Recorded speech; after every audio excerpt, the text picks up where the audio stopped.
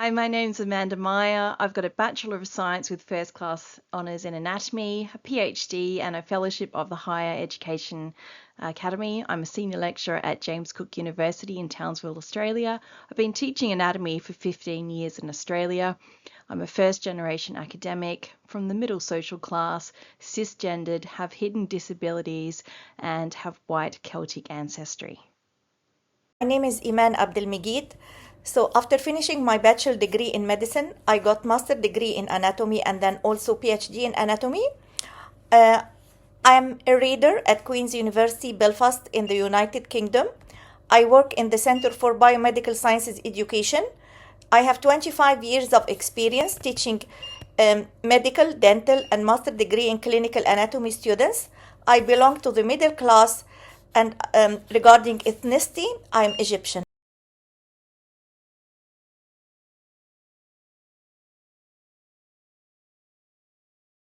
My name is Rosemary Vasilinas. I have a bachelor's, master's, and PhD all in anatomy. I'm presently an associate professor at Zucker School of Medicine at Hofstra, Northwell in New York. I have about 15 years of teaching anatomy, both in Nigeria and the United States. First generation academic from the middle social class, cisgendered, able-bodied, and of Black and African ancestry, specifically Nigerian. My name is Şahi Kalkışım, and my pronouns are she and her. I'm a lecturer at Karadeniz Technical University in Trabzon, Turkey, with 18 years of experience teaching anatomy. I come from a middle social class background and am my first generation academic in my family.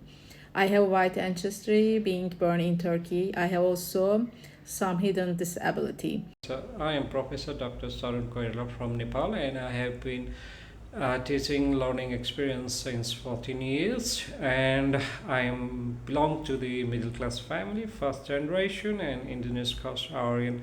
My name is Haley Nation. I have a PhD in anatomy and teach at UT Health San Antonio in the United States. I have approximately 8 years of teaching experience. I am a second generation academic. I belong to the middle class. I'm a member of the LGBTQ plus community. I'm non-binary and use they, them pronouns. I have white and Syrian ethnicity and am able-bodied. My name's Dr. Michelle Welsh, and I'm a senior lecturer and deputy head of anatomy at the University of Glasgow in the UK. I have a BSc in Honours in Anatomy, a PhD, and I'm a fellow of the HEA and of the Anatomical Society. I've been teaching anatomy for around 15 years, and I'm an able-bodied, cisgendered woman from middle social class background and white ancestry, born in the UK. Research on equity, diversity and inclusion in anatomy education shows that students strongly value inclusive practices and expect representation in textbooks, learning materials and laboratory environments. However, studies reveal that traditional anatomy textbooks and atlases have the poorest incorporation of EDI, with significant gaps in depicting diverse bodies across race, age, body size and disability, while e-learning platforms demonstrate better, though still incomplete representation. Because anatomy is a highly visual discipline and includes sensitive topics such as the pelvic and perineal anatomy, educators must adopt inclusive imagery, language and practices to ensure that all students feel respected and represented, ultimately fostering equitable learning environments. On this slide, we have a list of biased domains, and they can form a checklist. We have domains such as race and ethnicity, sex and gender, sexuality, sexual behaviour and sexual orientation, disability and ableism, mental health and substance abuse, weight and weight bias, immigration status, nationality and language, poverty and socio-economic status, religion, spirituality and culture, incarceration and carceral status, rural health and rurality, and interprofessional communication. So implicit bias is well documented across these many domains, yet most people remain unaware of the biases that they hold or perpetrate unintentionally. As educators, it's essential that we recognise these biases because they influence how we teach and interact with students. By becoming aware of them, we ensure that the values we transmit align with the attitudes and behaviours that we want to foster in future health professionals. We reflected on our use of equity, diversity and inclusion in our teaching, and we thought about our successes. We had successes in using inclusive pedagogical practices, that was using the Universal Design for Learning principles. We use inclusive and representative anatomical imagery and resources. We have reformed our curriculums. We have made assessment modifications. We have, some of us have made and are doing around the world EDI workshops, and we also use reflective practices and assessments. We also reflected on the challenges that we've faced incorporating EDI into our teaching practice.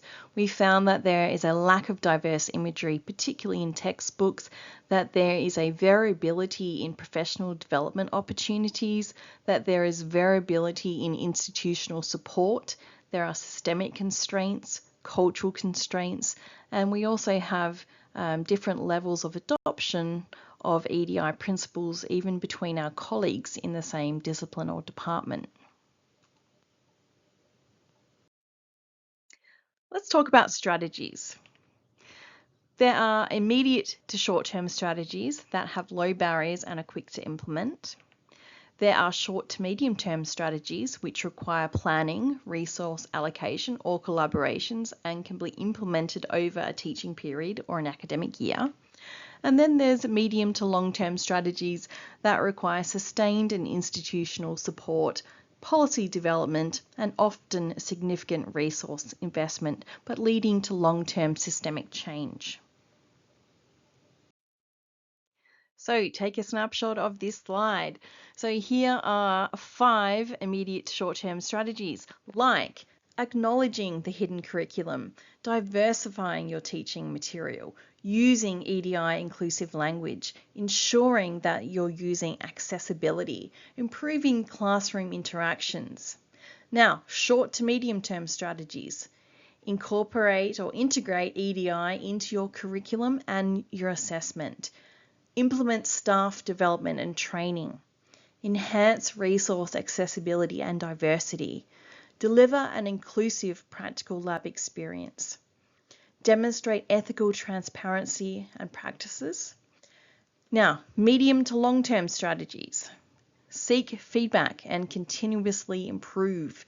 Embed institutional policy and advise on procurement of EDI responsive things. Co-produce educational materials with low visibility or marginalized groups, foster reflections between staff and students, and embed EDI in all aspects of the curriculum. Let's go through a checklist. Do you use inclusive language? Do you explain the difference between sex and gender? Do you incorporate intersex instead of only male or female binary? Do you call it genital anatomy instead of reproductive anatomy? Do you explain cis and trans genital anatomy? Do you explain the difference between race and ethnicity? Do you incorporate individuals of differing physical, mental, emotional, social ability, weight and body shape, religion or spirituality, locality, urban versus rural, ancestry, socioeconomic status in your teaching materials?